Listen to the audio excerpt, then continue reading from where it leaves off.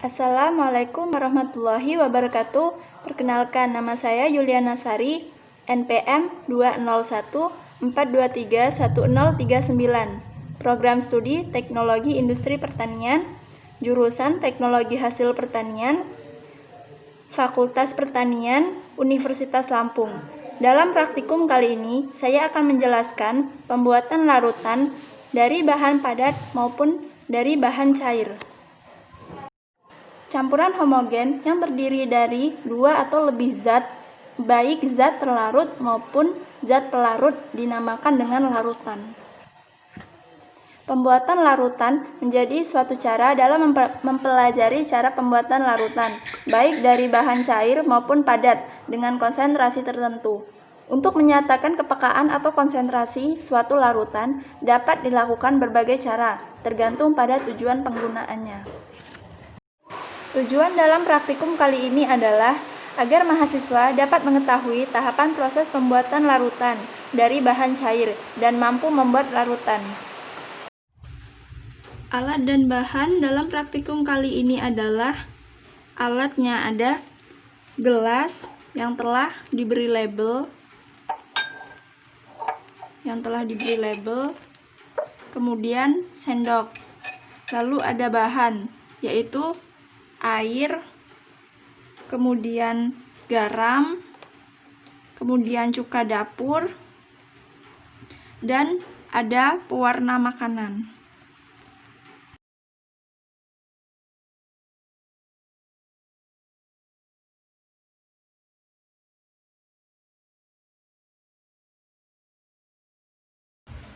Larutan yang pertama yang saya akan buat adalah larutan induk NaCl.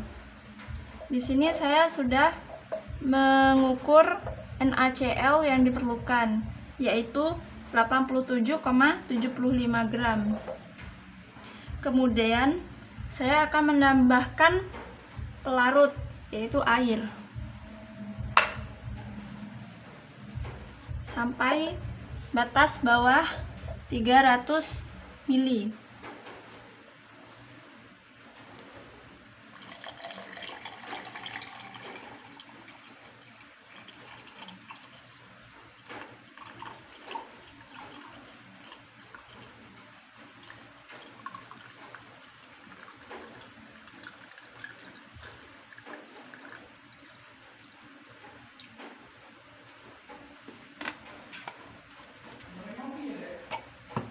Kemudian pemberian warna,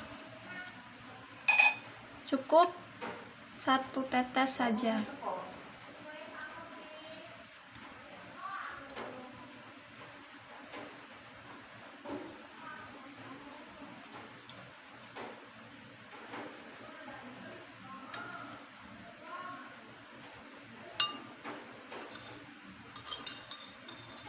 Aduk bersamaan dengan larutan NaCl. Inilah larutan NaCl 5M 300 ml yang telah saya beri atau saya tetesi pewarna. Saya akan menyendirikannya terlebih dahulu. Kemudian saya akan membuat larutan NaCl yang kedua dengan diketahui M2 adalah 3M, V2 250 ml, M1 5M, dan V1 yang telah dicari yaitu 150 ml. 150 ml ini artinya pengambilan 150 ml dari larutan NaCl induk.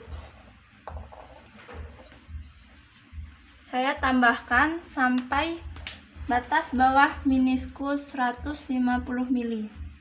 Usahakan jangan sampai ada yang tumpah.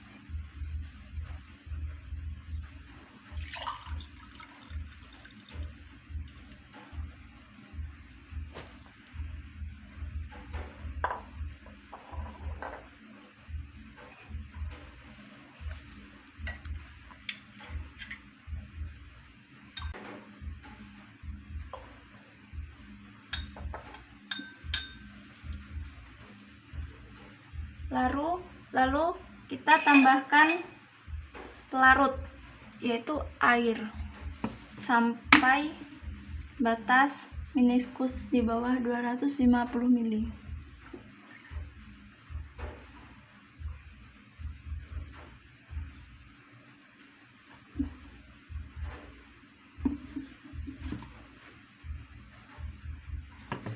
Dan inilah larutan NaCl yang kedua.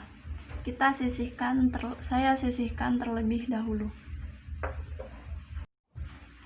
Kemudian saya akan membuat larutan NaCl yang ketiga, yang telah diketahui M2-nya adalah 1M, V2-nya 250 mili, M1 5M, dan didapatkan V1-nya adalah 50 mili. Artinya pengambilan 50 mili dari larutan induk NaCl yang telah diberi pewarna ini ditambahkan terlebih dahulu sampai 50 mili.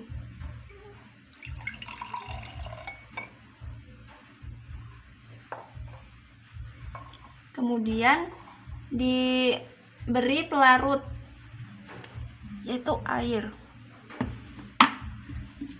sampai batas bawah 250 mili.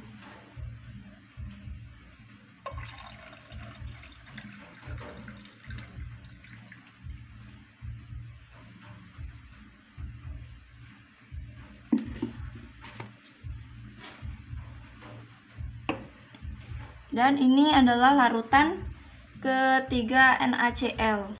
Selanjutnya, saya akan membuat larutan CH3COOH atau larutan cuka dapur 300 mili.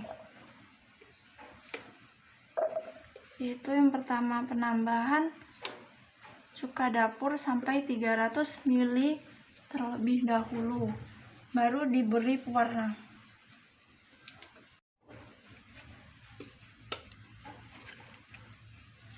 Sampai 300 mili.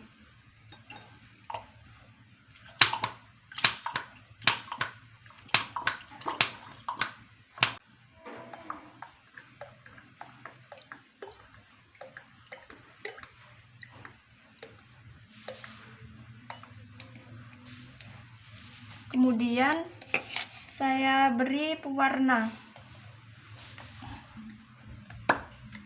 secukupnya.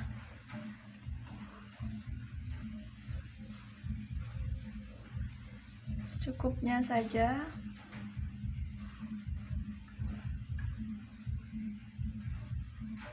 Dan diaduk.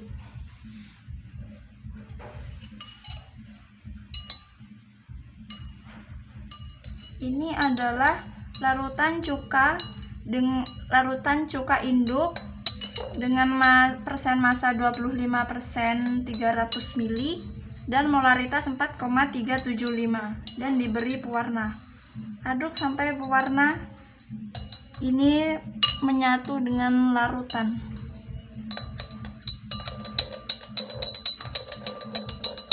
Kemudian saya akan membuat larutan CH3COOH M2 2M, V2 250 mili, M1 4,375M, dan didapatkan dari perhitungan tadi adalah V1 114,2857 mili, yang artinya 114,2857 mili ini adalah pengambilan 114,2857 mili dari larutan induk CH3COOH yang telah diberi warna ini. Akan saya berikan, taruh di sini pengambilan 114,2857 mili. Usahakan jangan sampai ada yang tumpah.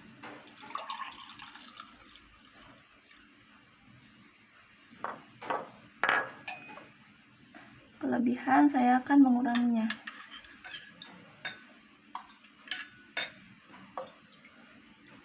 Ya.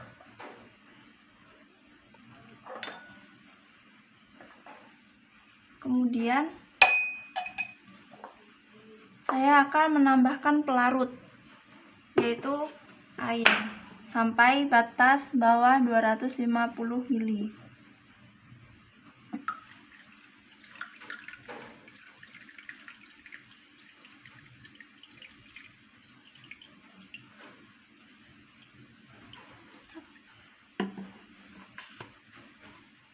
Dan inilah larutan CH3COOH yang kedua. Dan inilah larutan akhir yang telah saya buat.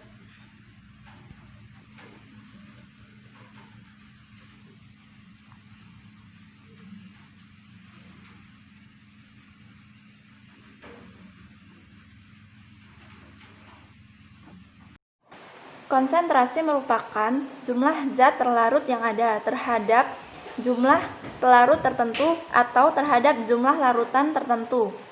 Zat terlarut berwujud cair atau padat, sedangkan pelarutnya berwujud cair. Kemudian, proses pengenceran. Proses pengenceran merupakan proses yang dilakukan dengan mencampurkan pelarut yang lebih banyak ukurannya dari suatu zat yang dilarutkannya. Pengenceran pada prinsipnya hanya menambahkan pelarut saja, sehingga jumlah mol zat terlarut sebelum pengenceran sama dengan jumlah mol zat terlarut setelah pengenceran.